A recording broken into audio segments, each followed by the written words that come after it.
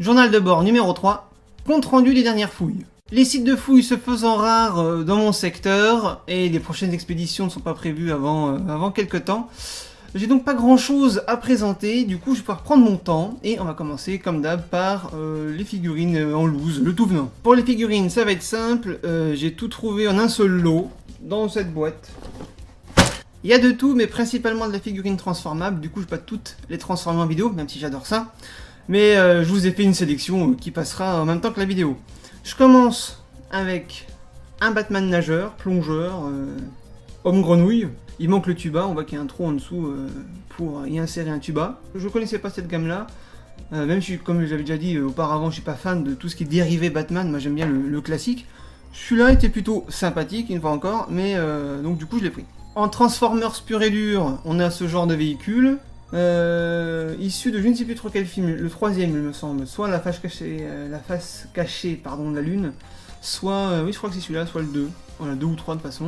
Encore un peu de Transformers avec des plus petits modèles qui sont supposés s'assembler de par une technologie plutôt simple, hein. On a ici des petits plots qu'il faut mettre dans des encoches ici, qui permettent de pousser des ressorts et de déployer l'autre Transformers. Voici, alors évidemment les trois que j'ai eu moi dans le lot apparemment ne sont pas, enfin n'étaient pas vendus ensemble parce que bon ça n'a pas vraiment de sens quand on les associe.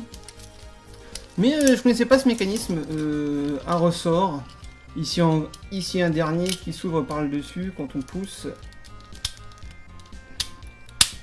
Voici, donc je sais pas trop, voilà, c'est pas très représentatif, pardon. Je sais pas, voilà.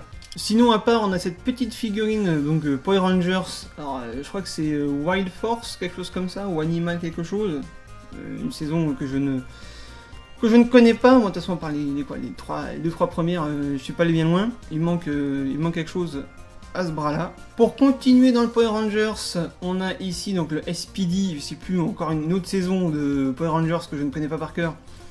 Donc des parties du Megazord, ici alors une remorque ou je ne sais pas quoi, un camion poubelle, le numéro 3 et une petite voiture, je sais pas, de police ou pompier, le numéro 5 et un petit peu plus champêtre, un petit peu plus naturel on va dire, encore des parties d'un autre Megazord avec un cerf, je suppose, une girafe, ça c'est sûr, au long cou, et un bon gros rhino bien mastoc. Et j'étais plutôt surpris sur cette gamme là, qui date de début 2000-2002 si je me souviens bien de ce que j'ai lu. J'étais surpris de voir qu'en début 2000 il y avait encore des mélanges plastique-métal. Par exemple ici les pieds sont en métal, comme à l'époque, donc ça m'a fait vachement plaisir de recroiser ça. Pour finir le tour vite fait de ce petit lot, on a ici, alors c'est encore du Hasbro mais c'est pas un Transformers vraiment. Même si ça y ressemble beaucoup, j'ai pas trouvé beaucoup d'informations à part que ça fait partie de l'eau, mais tous, enfin qui s'assemblent pour faire un plus grand, hein, comme souvent. Mais pas d'équivalence en France, donc je sais pas d'où le nom que ça portait en France, cette gamme, peut-être le même qu'au Japon. Et ici donc un camion de pompier. Encore une fois vite fait le petit hamburglar transformable du McDo. Et enfin, mais ça j'y porte assez peu d'importance, mais comme ça faisait partie du lot, un Bakugan il me semble, on dirait un tapir, je sais pas comment, alors, on dirait un... Oui c'est ça, hein, un tapir je pense. Pour finir du côté des jouets, j'ai aussi trouvé ce petit porte-clés Lego C3PO lampe LED. Il était neuf, hein, qui est dans son emballage d'origine, mais non, j'ai pas résisté à le déballer. Et pour finir sur le jouet en général, parce que bon, ça n'est pas vraiment, mais ça se rapproche quand même pas mal, j'ai trouvé une pochette, donc une seule pochette de stickers Pokémon, donc de 98 ou 99 c'est ça. Donc encore fermé, encore scellé, que je ne vais pas m'amuser à ouvrir, parce que de l'époque, je sais quasiment toutes. Il me manque que certaines rares, et donc voilà, c'est assez peu probable que je les trouve dans ce sachet, donc je la garderai comme ça, ce sera pour souvenir. Donc ouais, de la série 1, voilà. On poursuit avec la lecture, avec pour commencer 2 bouquins Goldorak, Bataille d'OVNI, Le Retour des Monstres, avec une couverture semi-argentée qui claque bien, qui fait plaisir. Donc toujours pour les mêmes raisons, parce que les dessins naïfs, assez simple, j'aime beaucoup. Ensuite, et en restant totalement objectif, un super bouquin sur Action Man Sport Extreme, qui, outre son aspect catalogue de Noël avec des mises en scène de figurines que moi je surkiffe, moi j'adore, j'ai dévoré les magazines pour ça à l'époque, les catalogues La Redoute, les 3 Suisses, et de tous les supermarchés me permet surtout de savoir ce qui me manque ou de pouvoir compléter en fait des figurines et de me dire ah d'accord, ça, cet accessoire ça va avec celui-là, ce fringue avec celui-ci. Donc voilà, ça va surtout me servir de repère, d'infos pour compléter mes propres Action Man. Et pour finir avec le papier, des comics, mais de collections de séries que je n'avais pas du tout. À commencer par Les Vengeurs, donc ici le deuxième album. C'est bien parce qu'ils sont assez tôt dans la série, donc c'est cool, ça me permet de ne pas être trop perdu. Même si dès les premières pages, ils annoncent une vingtaine de personnages, que c'est assez faux vu que j'en connais aucun des Vengeurs. Faut s'accrocher, hein, faut avoir Google sous le coude, parce que 2 tomes de la série Dracula le vampire, avec le rituel de la mort et la nuit des loups-garous. Pareil, je connais pas, un peu plus sombre du coup, hein, forcément de parler des titres. Et un dernier de la série Il est minuit, l'heure des sorcières, avec donc celui-ci, La planète hantée. Ça change un peu des séries classiques, des super-héros très connus à la Iron Man, Batman et consorts. C'est bien, ça fait prendre un peu l'air. Et je vais finir comme à mon habitude avec un peu de vieille techno, avec le Sony DD10EX.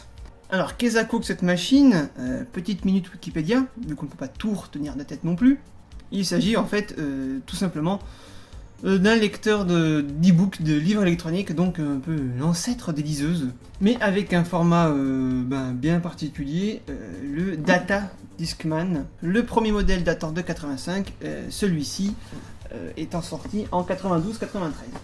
En sortie de boîte très classique, une notice, des petits écouteurs d'époque, hein, Sony, un bon gros bloc d'alimentation et une batterie, parce que cette petite bête peut fonctionner soit sur pile, soit sur batterie.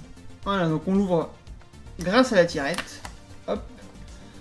Donc très classique hein, dans la conception des touches, un écran.